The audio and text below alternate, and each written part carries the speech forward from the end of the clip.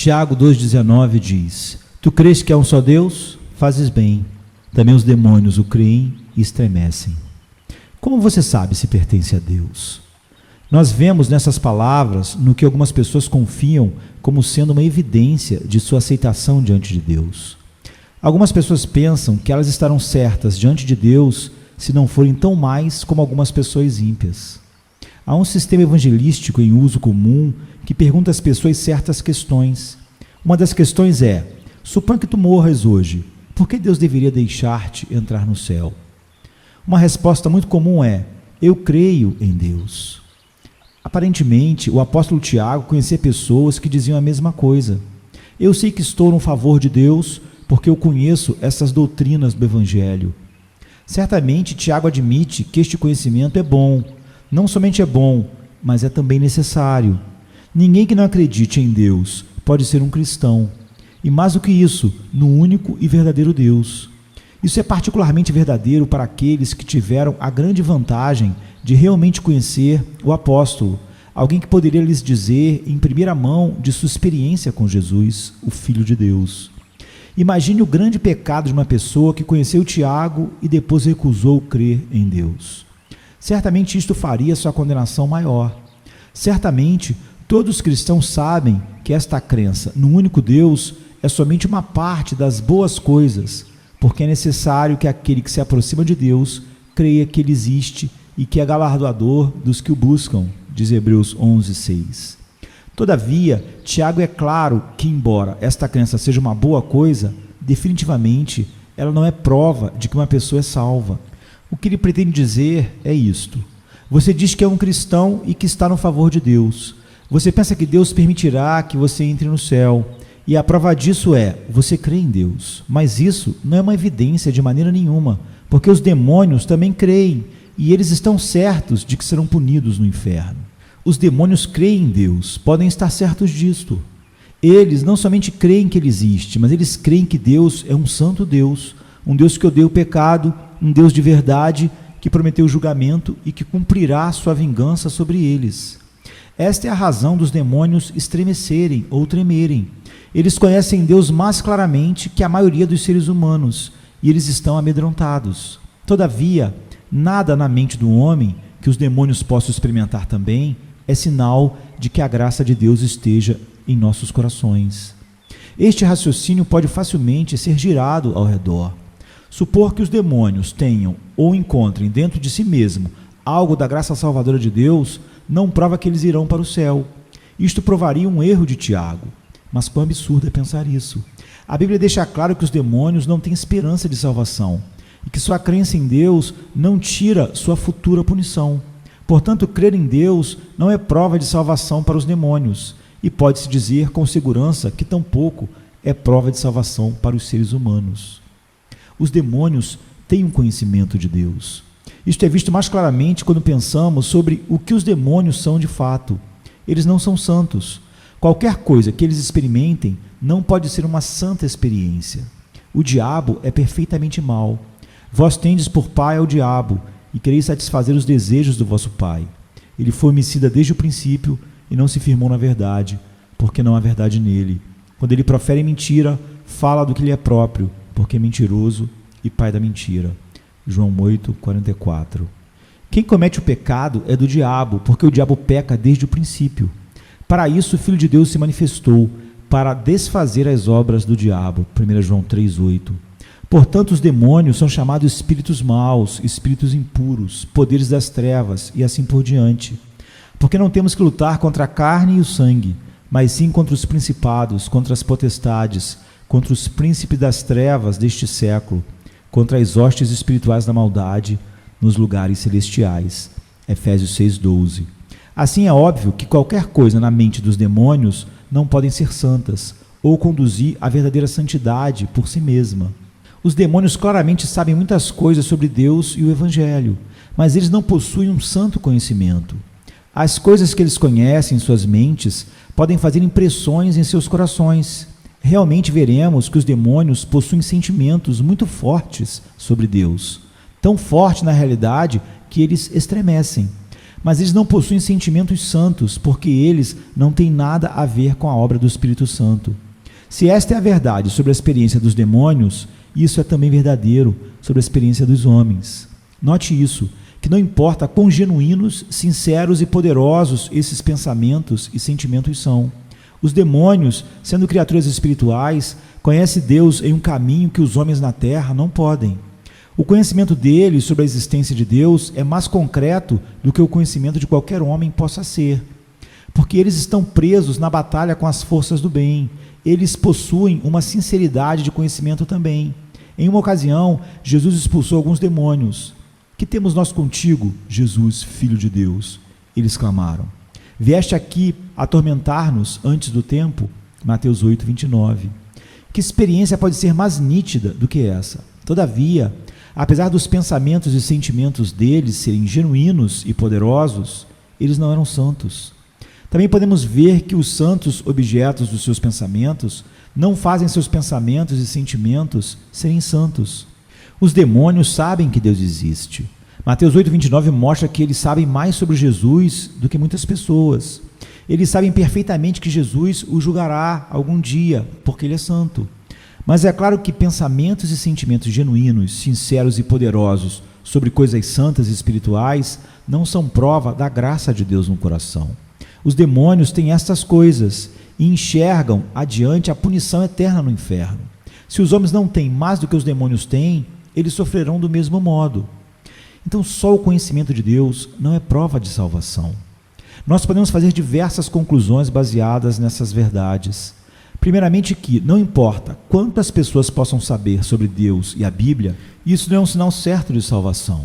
O diabo, antes de sua queda, era uma das mais brilhantes estrelas da manhã, uma labareda de fogo, um que excedia em força e sabedoria, como está em Isaías 14, 12, Ezequiel 28, 12 a 19. Aparentemente, como um dos principais anjos, Satanás conhecia muito sobre Deus. Agora que ele está caído, seu pecado não tem destruído suas memórias de antes. O pecado destrói a natureza espiritual, mas não as habilidades naturais, tais como a memória. Que os anjos caídos têm mais habilidades naturais pode ser visto em muitos versos da Bíblia. Por exemplo, Efésios 6,12 diz: porque não temos que lutar contra a carne e o sangue, mas sim contra os principados, contra as potestades, contra os príncipes das trevas deste século, contra as hostes espirituais da maldade nos lugares celestiais. No mesmo modo, a Bíblia diz que Satanás é mais astuto do que os outros seres criados. Gênesis 3:1, também 2 Coríntios 11:3 e Atos 13:10.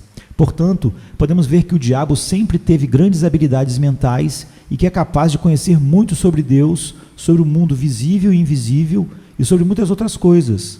Visto que sua ocupação, no princípio, era ser um anjo principal diante de Deus, é somente natural que compreender essas coisas sempre tenha sido de primeira importância para ele, e que todas as suas atividades tenham a ver com essas áreas de pensamentos, sentimentos e conhecimento.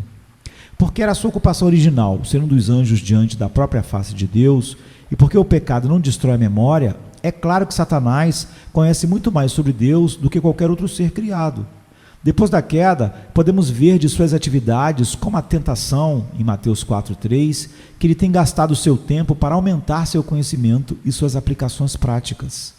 Que o seu conhecimento é grande, pode ser visto em quão enganador ele é quando tenta as pessoas.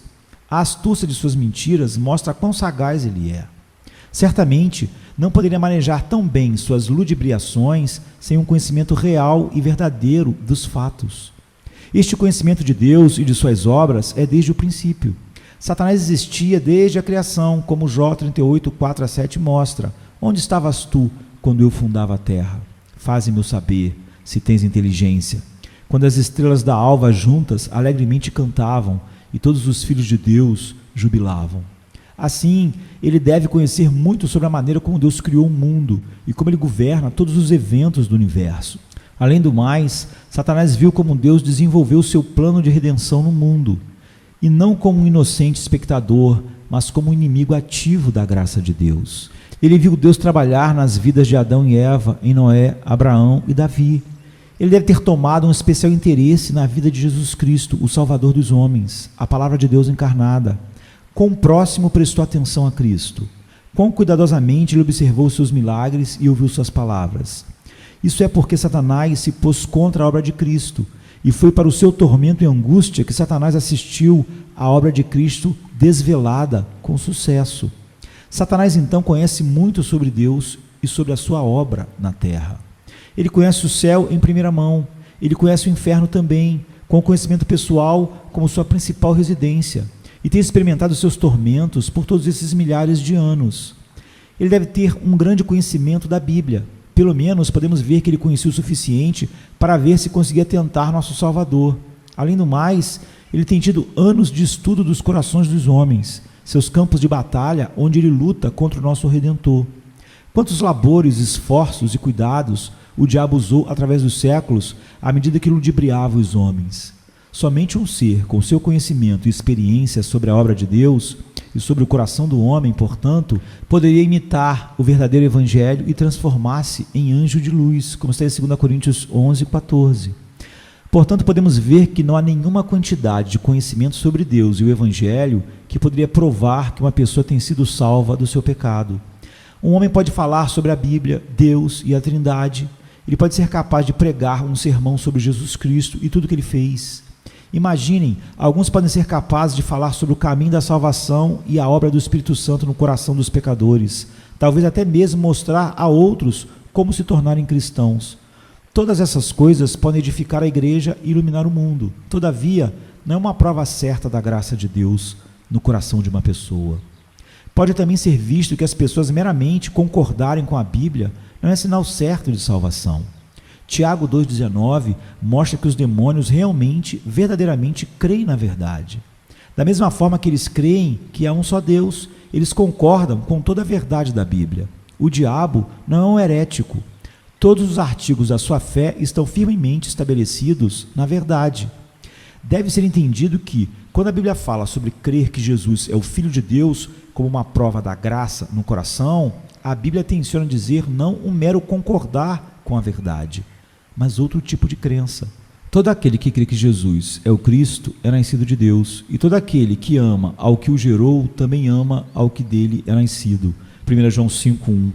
Este outro tipo de conhecimento é chamado a fé dos eleitos de Deus e o conhecimento da verdade, que é segundo a piedade, como está em Tito 1,1. Há um acreditar espiritual na verdade, o que será explicado mais tarde. As experiências espirituais não são prova de salvação. Algumas pessoas têm fortes experiências e pensam delas como uma prova da obra de Deus em seus corações. Frequentemente, essas experiências dão às pessoas um sentimento de importância do mundo espiritual e a realidade das coisas divinas. Contudo, elas também não são uma prova certa da salvação. Os demônios e os seres humanos condenados têm muitas experiências espirituais que causam um grande efeito nas atitudes de seus corações. Eles vivem no mundo espiritual e veem em primeira mão como este é de fato. Os sofrimentos deles mostram-lhes o valor da salvação e o valor de uma alma humana em uma maneira mais poderosa do que se possa imaginar. A parábola em Lucas, capítulo 16, ensina isto claramente, porque o homem sofrendo pergunta se Lázaro pode ser enviado para avisar seus irmãos a fim de evitarem este lugar de tormento. Sem dúvidas, as pessoas no inferno têm uma ideia distinta da vastidão da eternidade e da brevidade da vida. Eles estão completamente convencidos de que todas as coisas desta vida não são importantes quando comparadas com as experiências do mundo eterno. As pessoas que estão agora no inferno têm um grande sentido da preciosidade do tempo e das maravilhosas oportunidades que as pessoas têm, as que possuem o privilégio de ouvir o Evangelho. Elas estão completamente conscientes da loucura do pecado, da negligência das oportunidades e de se ignorar as advertências de Deus. Quando os pecadores descobrem por experiência pessoal o resultado final do seu pecado, há pranto e ranger de dentes, como está em Mateus 13:42. Assim, até mesmo as mais poderosas experiências espirituais não são um sinal seguro da graça de Deus no coração. Os demônios e as pessoas condenadas também têm um forte senso da majestade e do poder de Deus. O poder de Deus é mais claramente demonstrado na execução da sua divina vingança sobre seus inimigos. E que direi se Deus, querendo mostrar a sua ira e dar a conhecer o seu poder, suportou com muita paciência os vasos da ira preparados para a perdição. Romanos 9, 22. Estremecendo, o diabo aguarda, e os demônios, a punição final deles, debaixo de um poderoso senso de majestade de Deus. Eles sentem isto agora, certamente, mas no futuro isso se mostrará em altíssimo grau, quando se manifestar o Senhor Jesus desde o céu com os anjos do seu poder, como labareda de fogo, como está em 2 Tessalonicenses 1, de 7 a 8. Neste dia, eles desejarão fugir, se esconder da presença de Deus. Eis que vem com as nuvens, e todo olho o verá, até os mesmos que o traspassaram, e todas as tribos da terra se lamentarão sobre ele. Apocalipse 1, 7. Portanto, todos o verão na glória do seu Pai. Porém, obviamente, nem todos que o verão serão salvos. Alguém pode levantar uma objeção. As pessoas são diferentes dos demônios. Agora, é possível que algumas pessoas possam objetar-se a tudo isso, dizendo que os homens ímpios deste mundo são totalmente diferentes dos demônios. Eles estão sob circunstâncias diferentes e são diferentes espécies de seres. Um objetor pode dizer: aquelas coisas que são visíveis e presentes para os demônios são invisíveis e futuras para os homens. Além disso, as pessoas têm a desvantagem de terem corpos que restringem a alma e impedem que as pessoas vejam essas coisas espirituais em primeira mão. Portanto, mesmo se os demônios possuem um grande conhecimento e experiência pessoal das coisas de Deus e não têm graça, a conclusão não se aplica a mim. Ou, colocando de outra forma, se as pessoas possuem essas coisas nesta vida, isto pode ser muito bem um sinal seguro da graça de Deus em seus corações. Na resposta, concorda-se que nenhum homem nesta vida jamais terá o grau destas coisas como os demônios as têm. Nenhuma pessoa jamais estremecerá com a mesma quantidade de temor que os demônios estremecem. Nenhum homem nesta vida pode jamais ter o mesmo tipo de conhecimento que o diabo tem. É claro que os demônios e os homens condenados entendem a vastidão da eternidade e a importância do outro mundo, mais do que qualquer pessoa viva. E assim, eles desejam ardentemente a libertação desses tormentos ainda mais. Porém, podemos ver que os homens neste mundo podem ter experiências do mesmo tipo daquelas dos demônios e pessoas condenadas. Eles têm a mesma percepção mental, as mesmas opiniões e emoções e os mesmos tipos de impressões na mente e no coração. Note que para o próprio apóstolo Tiago isso é um argumento convincente. Ele argumenta que se as pessoas pensam que acreditar em um único Deus é prova da graça de Deus, ela não é prova, pois os demônios creem no mesmo. Tiago não está se referindo ao ato de crer somente, mas também às emoções e ações que vão juntas com sua crença. Estremecer é um exemplo de emoção do coração. Isso mostra que as pessoas têm o mesmo tipo de percepção mental e que reagir no coração da mesma maneira não é um sinal seguro de graça. A Bíblia não declara quantas pessoas neste mundo podem ver a glória de Deus sem possuírem a graça de Deus em seus corações.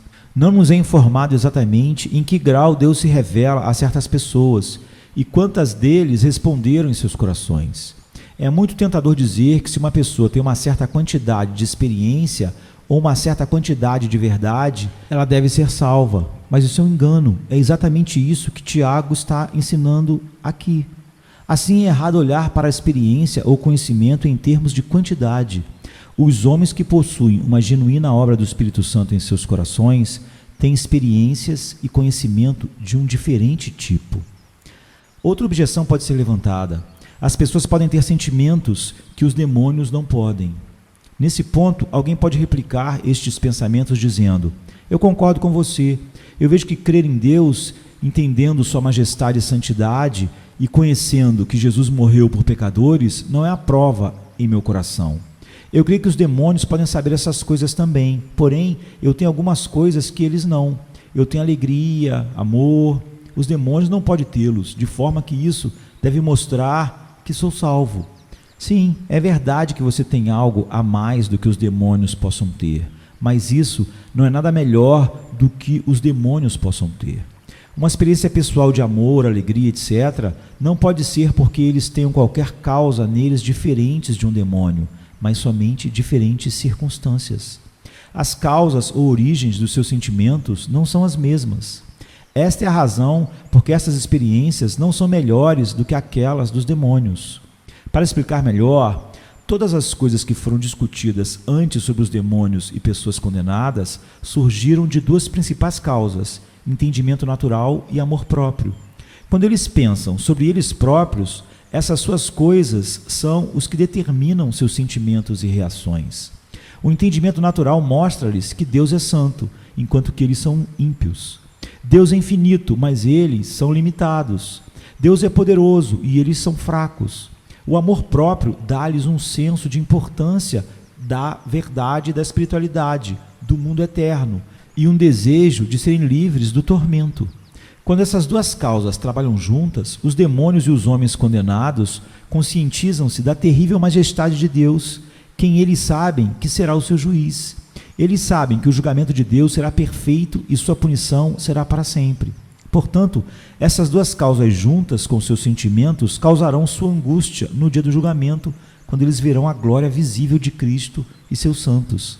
A razão por que muitas pessoas sentem alegria, amor e até uma certa paz hoje, enquanto os demônios não, pode ser mais devido às suas circunstâncias do que qualquer diferença em seus corações.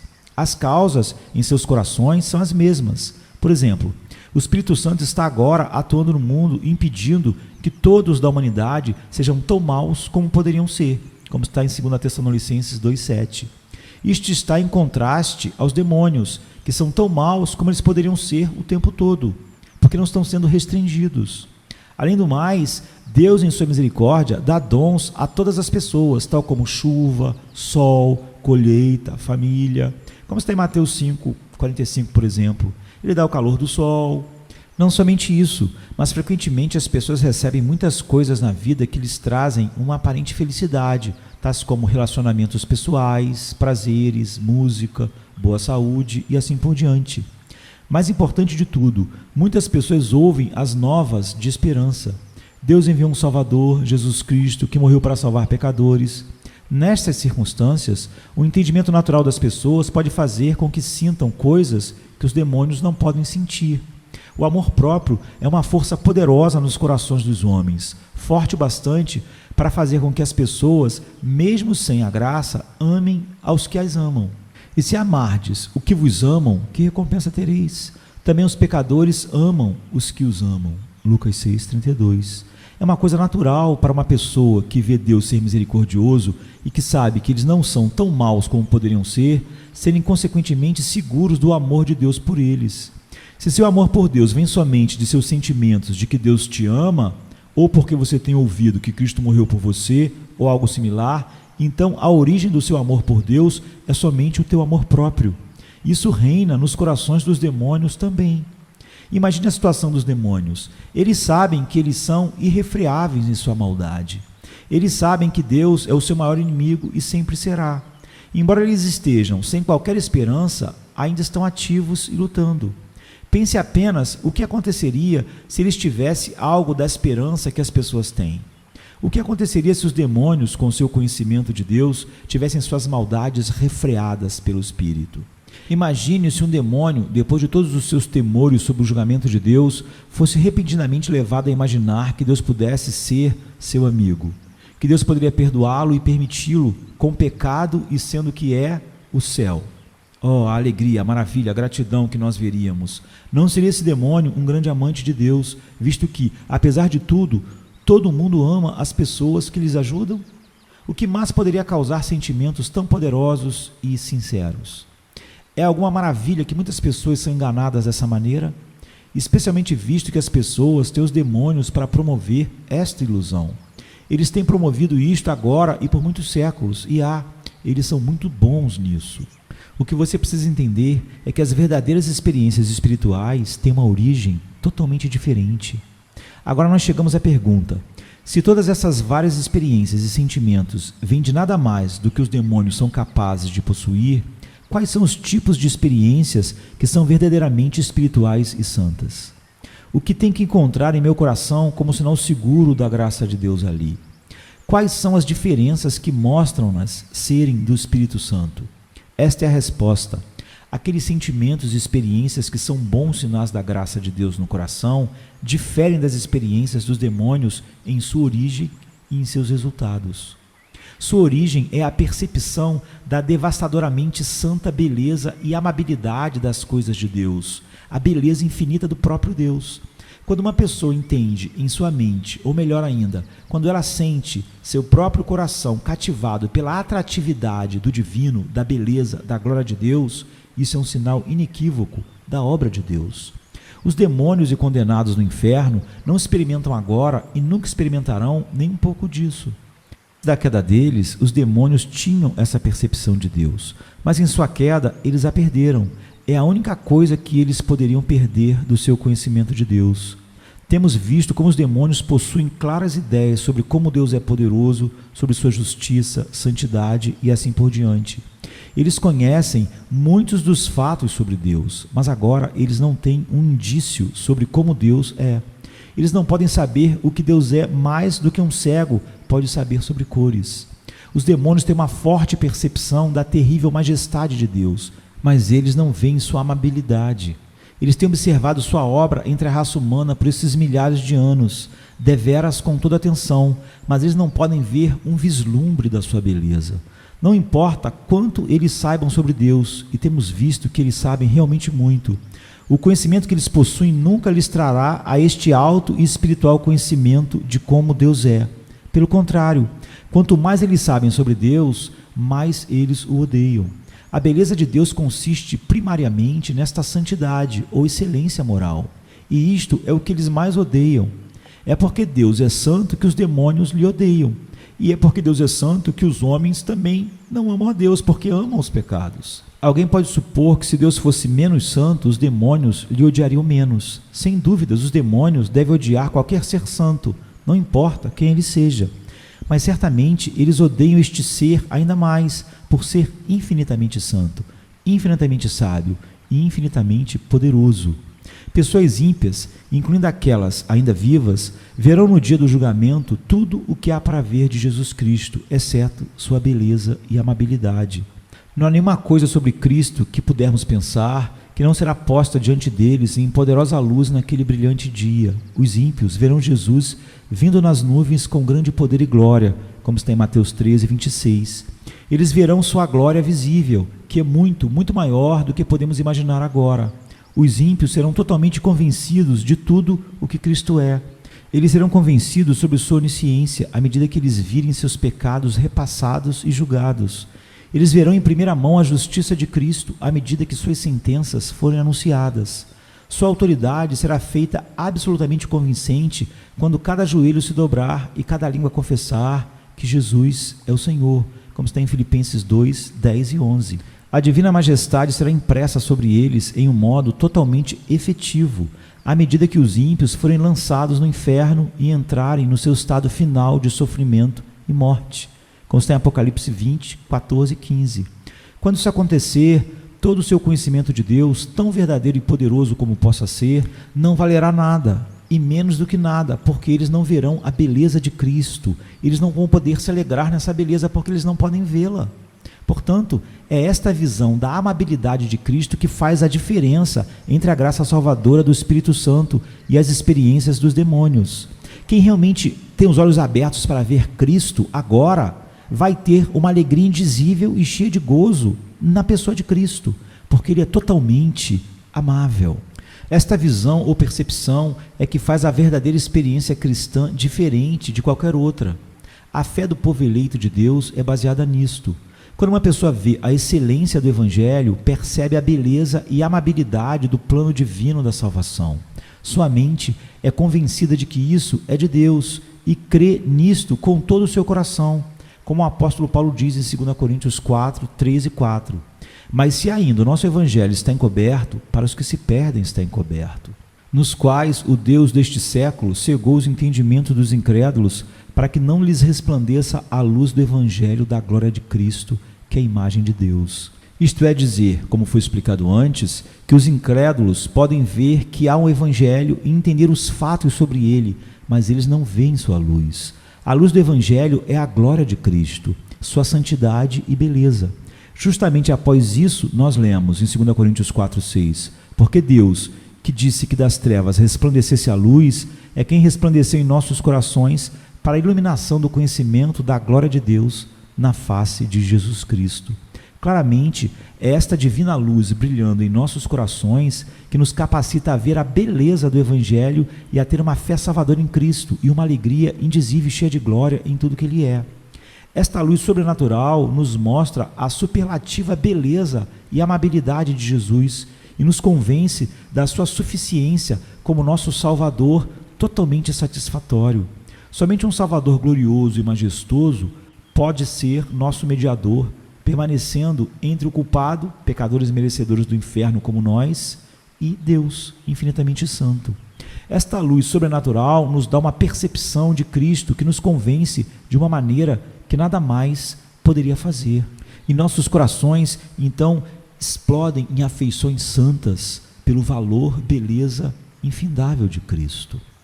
Uma verdadeira experiência espiritual transforma o coração. Quando o pior dos pecadores é levado a ver a divina amabilidade de Cristo, ele não mais especula porque Deus deve estar interessado nele para salvá-lo. Antes, ele não poderia entender como o sangue de Cristo poderia pagar a penalidade pelos pecados. Mas agora, ele pode ver a preciosidade do sangue de Cristo e como ele é digno de ser aceito como um resgate para o pior dos pecados. Agora, a alma pode reconhecer que ele é aceito por Deus não por causa do que ele é, mas por causa do valor que Deus põe no sangue, na obediência e na intercessão de Cristo, no valor infinito de Cristo. Ver este valor e dignidade dá à pobre alma culpada um descanso, uma paz, uma alegria que não pode ser encontrado em qualquer sermão ou livreto. Quando uma pessoa chega a ver o fundamento apropriado da fé e da confiança com seus próprios olhos, esta fé é salvadora. Porquanto a vontade daquele que me enviou é esta, que todo aquele que vê o Filho e crê nele tem a vida eterna. João 6,40. Manifestei o teu nome aos homens que do mundo me deste. Eram teus e tu me deste, e guardaram a tua palavra. Agora já têm conhecido que tudo quanto me deste provém de ti, porque lhes dei as palavras que tu me deste e eles as receberam. E têm verdadeiramente conhecido que saí de ti e creram que me enviaste. João 17, 6-8. É esta visão da divina beleza de Cristo que cativa as vontades e atrai os corações dos homens eleitos por Deus. Uma visão da grandeza visível de Deus em sua glória pode esmagar os homens acima daquilo que poderão suportar. Isso será visto no dia do julgamento, quando os ímpios serão trazidos diante de Deus. Eles serão esmagados, sim, mas a hostilidade do coração permanecerá integralmente e a oposição da vontade continuará. Mas, por outro lado, um simples raio da glória moral e espiritual de Deus e da suprema amabilidade de Cristo brilhando no coração sujeita toda hostilidade. A alma é inclinada soberanamente pelo Espírito Santo a amar a Deus como se por um poder onipotente, de modo que agora não somente o entendimento, mas todo o ser recebe e abraça o amável Salvador. Essa percepção da beleza de Cristo é o princípio da verdadeira fé salvadora na vida de um verdadeiro converso. Esta é totalmente diferente de qualquer sentimento vago que Cristo lhe ama, ou que morreu por você, ou que vai livrar você do inferno. Este tipo de sentimentos confusos podem causar um tipo de amor e alegria, entre aspas, porque as pessoas sentem uma gratidão por ter escapado da punição do seu pecado. Na realidade, esses sentimentos são baseados no amor próprio e de nenhuma maneira em um amor por Cristo. É uma coisa triste que tantas pessoas são iludidas por esta falsa fé. Por outro lado, um vislumbre da glória de Deus na face de Cristo causa no coração um supremo e genuíno amor por Deus. Isso é porque a luz divina mostra a excelente natureza da amabilidade de Deus. Um amor baseado nisto está muito, muito acima de qualquer coisa que venha de um amor próprio, o qual os demônios podem possuir tão bem como os homens. O verdadeiro amor por Deus, que vem desta visão de sua beleza, causa uma alegria santa e espiritual na alma, uma alegria em Deus e um regozijo nele, realmente uma alegria indizível e cheia de glória.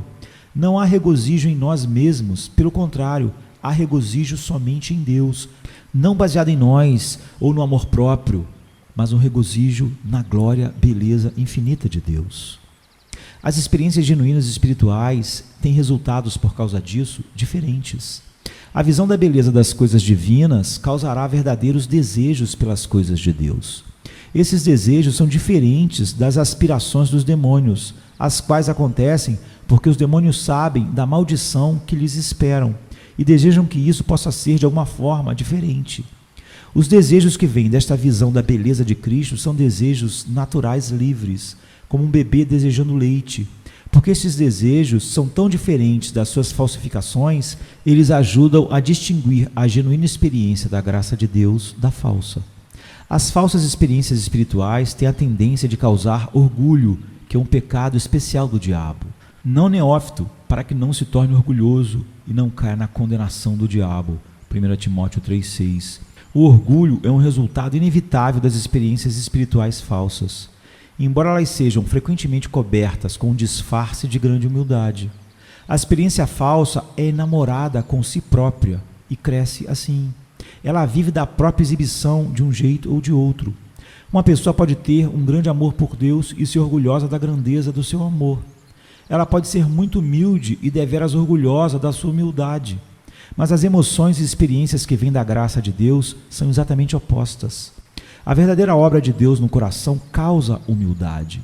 Elas não podem causar qualquer tipo de exibicionismo ou autoexaltação. É por isso que é totalmente impossível pensar na salvação sem as doutrinas da graça. A percepção da terrível, santa e gloriosa beleza de Cristo mata o orgulho e humilha a alma humana. A luz da amabilidade de Deus, e esta somente, mostra à alma sua própria vileza. Quando uma pessoa entende isso, inevitavelmente começa um processo de fazer Deus maior e maior e Ele mesmo menor e menor. Outro resultado da graça de Deus operante no coração é que a pessoa odiará cada mal e reagirá a Deus com um coração e uma vida santa. As experiências falsas podem causar uma certa quantia de zelo, legalismo, moralismo e até muito do que é comumente chamado santidade. Contudo, não é um zelo pela glória de Deus. Sua religiosidade não é um serviço a Deus pela beleza de Deus, mas antes um serviço a si próprio. Em outras palavras, os feitos, o coração totalmente voltado em fazer tudo por causa da beleza infinita de Deus, são evidências de uma genuína experiência da graça de Deus no coração. E nisso sabemos que o conhecemos, se guardamos os seus mandamentos. Aquele que diz, eu conheço e não guardo os seus mandamentos, é mentiroso, e nele não está a verdade, como está em 1 João 2, 13 e 4. Quando o coração tem sido encantado pela beleza de Cristo, como poderia responder de outra forma? A visão da beleza de Cristo é o maior dom de Deus. Quão excelente é a bondade interna e a verdadeira espiritualidade que vem desta visão da beleza de Cristo. Aqui você tem as mais maravilhosas experiências dos santos e anjos no céu. Aqui você tem a melhor experiência do próprio Jesus Cristo. Embora sejamos meras criaturas, isto é o tipo de participação na própria beleza de Deus, pelas quais Ele nos tem dado grandíssimas e preciosas promessas, para que por elas fiqueis participantes da natureza divina. 2 Pedro 1,4. Porque aqueles, na verdade, por um pouco de tempo, nos corrigiam como bem lhes parecia, mas este, para nosso proveito, para sermos participantes da sua santidade. Hebreus 12, 10.